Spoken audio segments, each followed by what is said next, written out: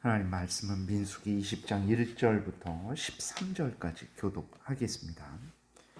첫째 달에 이스라엘 자손 곧 온 회중이 신 광야에 이르러 백성이 가데스에 이르더니 미리암이 거기서 죽음에 거기에 장사되니라.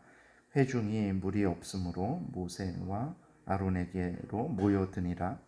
백성이 모세와 다투어 말하여 이르되 우리 형제들이 여호와 앞에서 죽을 때에 우리도 죽었더라면 좋을 뻔하였도다.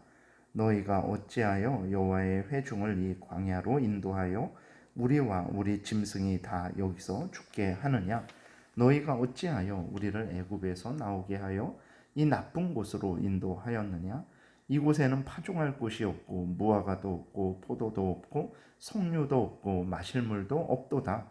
모세와 아론이 회중 앞을 떠나 회막문에 이르러 엎드림에 여호와의 영광이 그들에게 나타나며 여호와께서 모세에게 말씀하여 이르시되 지팡이를 가지고 내 형 아론과 함께 회중을 모으고 그들의 목전에서 너희는 반석에게 명령하여 물을 내라 하라. 내가 그 반석이 물을 내게 하여 회중과 그들의 짐승에게 마시게 할지니라. 모세가 그 명령대로 여호와 앞에서 지팡이를 잡으니라. 모세와 아론이 회중을 그 반석 앞에 모으고 모세가 그들에게 이르되 반역한 너희여 들으라. 우리가 너희를 위하여 이 반석에서 물을 내랴 하고 모세가 그의 손을 들어 그의 지팡이로 반석을 2번 치니 물이 많이 솟아나오므로 회중과 그들의 짐승이 마시니라. 여호와께서 모세와 아론에게 이르시되 너희가 나를 믿지 아니하고 이스라엘 자손의 목전에서 내 거룩함을 나타내지 아니한 고로 너희는 이 회중을 내가 그들에게 준 땅으로 인도하여 드리지 못하리라 하시니라. 이스라엘 자손이 여호와와 다투었으므로 이를 무리라 하니라. 여호와께서 그들 중에서 그 거룩함을 나타내셨더라. 아멘. 기도드리겠습니다. 살아계신 하나님 아버지 감사합니다.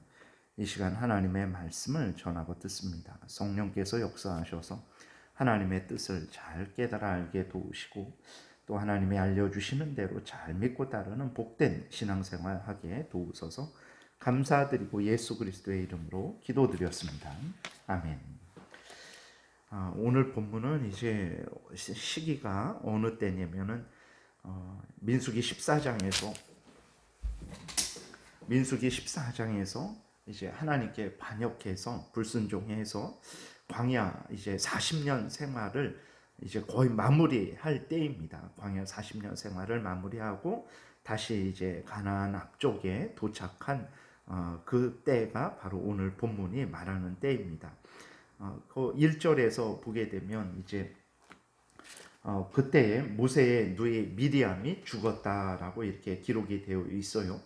이때 미리암의 누이의 나이는 한 최소한 130살 정도 이상 된 것으로 추정을 합니다. 왜 그러냐면 이제 모세가 지금 120살 된 때거든요. 근데 이제 미리암은 모세의 누이인데 모세를 더 이상 키울 수 없어서 갈대 상자에 넣어서 이제 나일강에 떠나 보낼 때 미리암이 모세를 떠나 보낼 때 모세를 이렇게 따라가면서 어떻게 되는지 또 살피죠. 그리고 바로의 공주가 이제 그 모세를 구했을 때 그 바로의 공주에게 다가가서 유모를 데려다 줄까요? 라고 이렇게 묻습니다. 그러니까 그 정도 나이가 될 정도면 최소한 한 10살 이상 정도는 되지 않았을까 이렇게 그냥 추측을 합니다. 그렇게 되니까 이제 그렇게 생각하면 미리암의 지금 나이가 한 130세 이상은 됐을 것으로 생각을 하는 거죠. 하나님의 크신 은혜로 이제 미리암이 장수를 한 것을 우리가 또 성경을 통해서 확인하게 됩니다. 그 다음에 2절부터는 이제 이스라엘 백성들이 물이 없어서 모세를 원망하는 내용이 기록되어 있는데 너무나 배은망덕하게 원망을 합니다. 3절부터 보게 되니까 백성이 모세와 다투어 말하여 이르되 우리 형제들이 여호와 앞에서 죽을 때에 우리도 죽었더라면 좋을 뻔하였도다. 너희가 어찌하여 여호와의 회중을 이 광야로 인도하여 우리와 우리 짐승이 다 여기서 죽게 하느냐? 너희가 어찌하여 우리를 애굽에서 나오게 하여 이 나쁜 곳으로 인도하였느냐. 이곳에는 파종할 곳이 없고 무화과도 없고 포도도 없고 석류도 없고 마실 물도 없도다 하면서 이제 모세와 아론에게 모여들어서 원망불평을 하고 있는 거예요. 너무나 배은망덕한 마음과 말과 행동이죠. 그러니까 이러한 배은망덕한 행동을 하는 것이 한두 번이 아닙니다. 이렇게 원망하는 이유가 이제 물이 없기 때문에 이렇게 원망을 하는데, 우리가 그 3절에 다시 보게 되면 우리 형제들이 여호와 앞에서 죽을 때 우리도 죽었더라면 좋을 뻔했다라고 이렇게 말하는 것은 고라 일당들이 하나님을 이제 모세와 아론을 반역했죠. 하나님을 대적했죠. 그때 하나님께서 그들에게 형벌을 내리실 때 땅이 갈라져서 그들이 땅 속에 삼켜지는 그러한 형벌을 내리셨습니다. 그때 같이 죽었으면 좋았을 뻔했다라고 이렇게 말을 하는 거예요. 그러니까 얼마나 이스라엘 백성들이 물이 하나 없는 것 때문에 30년, 40년 동안 광야 생활을 잘 마쳤습니다. 매일 하늘로부터 만나를 공급을 받았어요. 매일 구름기둥, 불기둥의 인도를 받았습니다. 하나님이 임재하시는 성막이 그들 가운데 항상 있었어요. 그리고 38년 전에도 르비딤에서 이제 출애굽기 17장에서도 물이 이제 나오지 않아서 원망했다가 또 하나님의 기적적인 역사로 반석에서 또 물이 나오는 것도 이들이 경험을 했었습니다. 근데 이들은 지금 이제 물이 없다라는 것 때문에, 그러니까 모든 하나님의 은혜를 받았고 하나님이 함께 하시는 모든 증거를 지금 체험하고 있으면서도 이렇게 모세와 아론을 향해서 원망하면서 고라 자손들, 그 악한 자들을 우리 형제들이다 라고 이렇게 말을 하면서 그때 죽었으면 더 좋았을 뻔했다 라고 이러한 아주 사악한 말을 하는 거죠. 하나님을 경외하지 않고 자신들 마음대로 보고 판단하게 되니까 이렇게 악한 판단을 하고 악한 행동을 하는 것입니다. 하나님이 항상 자기들과 함께 계신데 그 성막이, 하나님이 임재하시는 상징인 성막이 항상 그들과 함께 있었고 구름기둥, 불기둥이 있었고 그 다음에 만나가 매일 내렸고, 그러면 하나님께 기도하면 되는데 기도하지 않는 거예요. 하나님 앞에 모든 이스라엘 백성들이 무릎 꿇고 은혜를 구하면 그 살아계신 하나님께서 광야 38년을 이제 40년, 애굽에서 나온 지 총 40년 됐는데 그 광야 40년 동안 은혜 주시고 살려주신 하나님께서 물을 내지 않겠습니까? 근데 그렇게 하나님께 기도하지 않고 이렇게 원망 불평을 하는 거예요. 참으로 이렇게 어찌할 수 없는 인간들이죠. 이렇게 원망 불평을 합니다. 그래서 이제 6절에 보게 되니까 모세와 아론이 이들을 피했죠. 이들을 피해서 성막 앞에 가서 하나님 앞에 엎드렸습니다.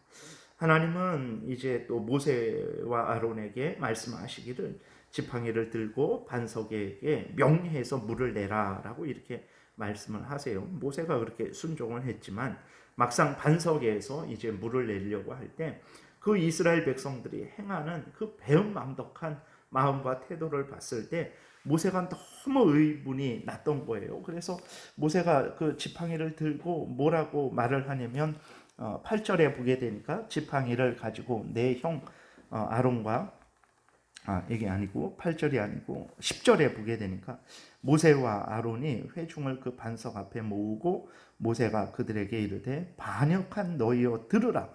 우리가 너희를 위하여 이 반석에서 물을 내려 하고 모세가 그의 손을 들어 그의 지팡이로 반석을 2번 치니라고 이렇게 기록이 되어 있습니다. 그러니까 너무나 그 이스라엘 백성들의 마음과 태도가 너무나 배은망덕하니까 의분이 났던 거예요. 그러니까 앞에서 말씀드렸던 대로 하나님께서 기적의 역사를 통해서 애굽에서 번성케 하셨고 그 다음에 그 이스라엘 백성들을 애굽에서 건져 주셨고 광야 40년 동안을 정말 매일 신발이 닳지 않게 하시고 옷이 닳지 않게 하시고 발이 부르트지 않게 하시고 날마다 만나를 내리시고 날마다 물도 공급하셨을 거 아니에요. 그리고 또 이제 날마다 구름기둥 불기둥으로 그들을 인도하시고 하나님이 함께 계시다라는 그 성막이 항상 이스라엘 가운데 있었고 수많은 은혜들을 받았는데도 불구하고 물이 없다라는 그거 하나 때문에 이렇게 우리가 3절부터 살펴봤던 대로 이러한 악담을 하나님을 향해서 모세와 아론을 향해서 하는 이스라엘 백성들을 봤을 때 모세가 견딜 수 없었던 거죠. 그래서 아주 그 화를 내면서 하나님은 이제 모세에게 그럼에도 불구하고 이스라엘 백성들을 책망하시지 않았어요. 그리고 단지 너는 가서 지팡이를 들고 이제 물을 내라. 내가 거룩함을 나타낼 것이다.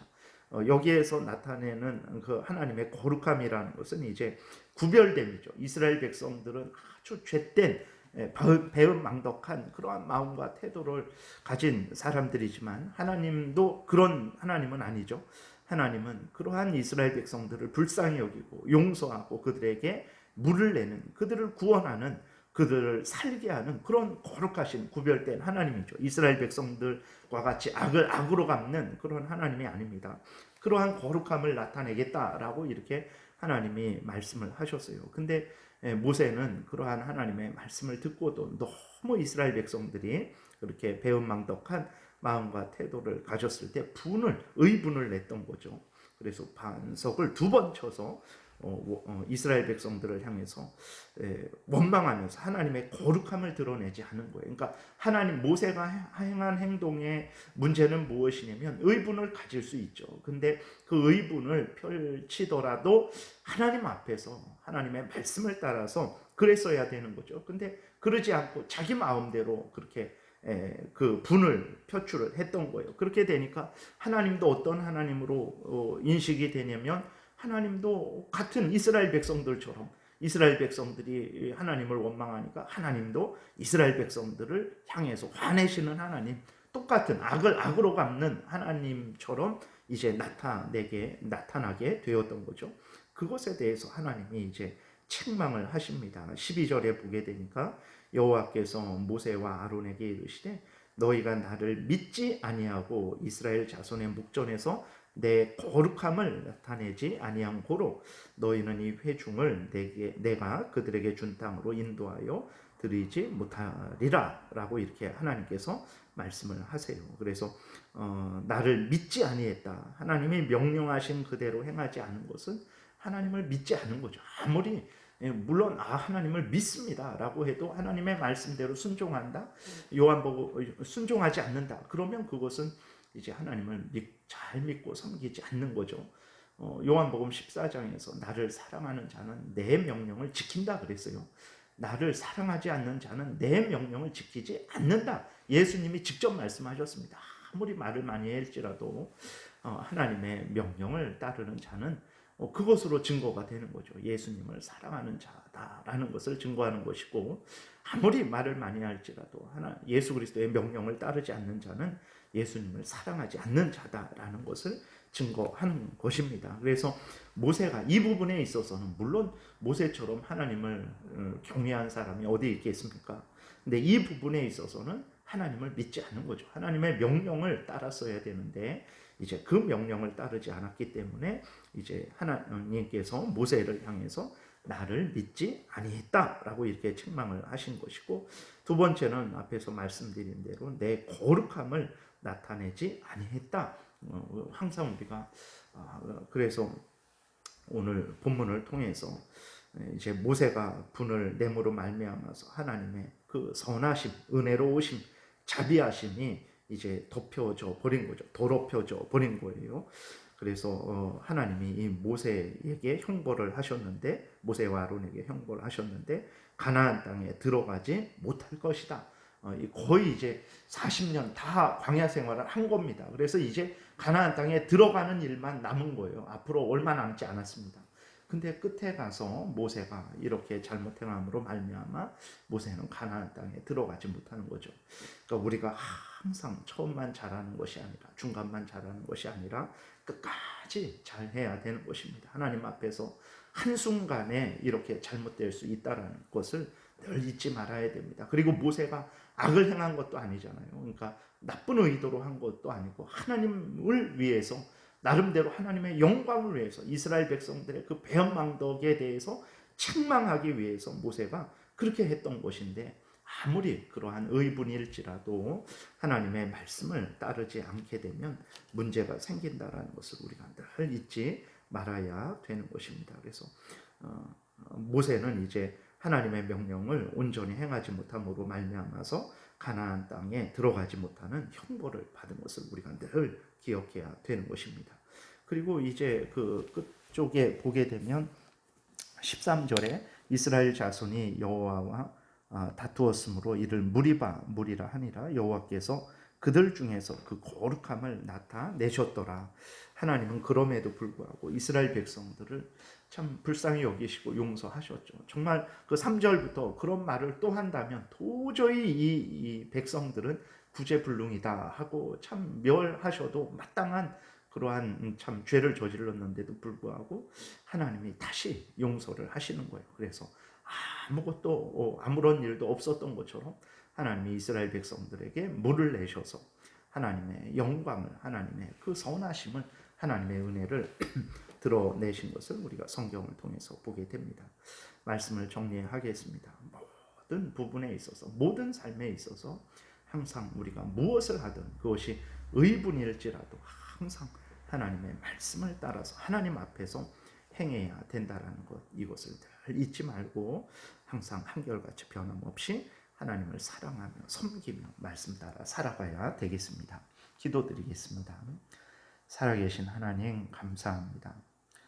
참 이제 가나안 땅 앞에 광야 40년 생활을 마치고 도착했는데 참 모세가 하나님의 명령하신 그 명령을 따르지 않음으로 말미암아 가나안 땅에 들어가지 못하는 형벌을 받고 하나님의 영광을 나타내지 못한 그러한 죄악을 또한 우리가 보게 되었습니다. 하나님 아버지, 은혜 주시지 않으면 정말 우리는 하나님 앞에서 온전해질 수 없사오니 항상 우리를 지키시고 보호하시고 인도하여 주옵소서. 우리로 하여금 항상 하나님을 경외하고 의지하며 하나님 말씀에 근거한 삶을 늘 살게 도우소서.